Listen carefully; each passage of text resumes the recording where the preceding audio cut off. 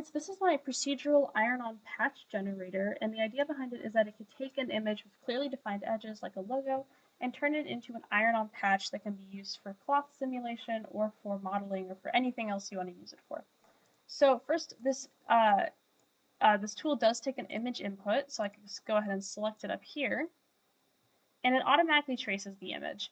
Then after this is done, the user can procedurally control pretty much every aspect of the patch. I can control the thickness of the stitching, the thread, I can control the overall thickness of the stitches, I can also control the spacing in between, and I can control how precise the thread does follow the curve, and I could also flatten it if it's a little bit too round. These same controls are also available for this exterior stitching, like the thickness, the spacing, etc. The other control I have for this tool is the shape background, so I could actually customize what shape I want the stitch to use, and I could even use a custom input to use my own curve as the background shape.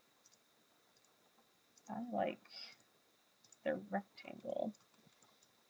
These also have their own settings, so I could, for each of these different shape backgrounds, I could control the width and the height, and I could also control edge rounding for the ones that are more sharp, like the stars and the squares, and I can control the rotation of the background.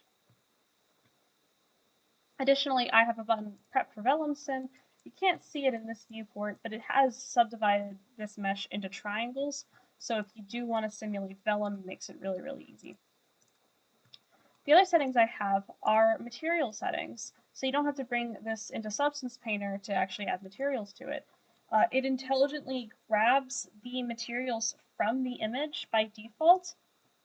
So as you can see, sadly I couldn't get the UVs to work perfectly, so you will have to move the UVs so that it lines up, but it's pretty easy to do that.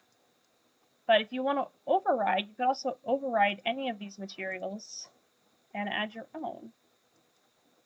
Additionally, each of these materials have their own material controls, like the roughness, the metallic, all sorts of stuff. And this canvas has its own texture channels here, so I could add my own texture maps to make it look like it is some kind of embroidered canvas. And each of these have their own metallic and normal intensity roughness controls, so you could edit it however much you want. You could also scale and move the UVs. So it's a super customizable tool, and I had a lot of fun making it. So thank you for watching.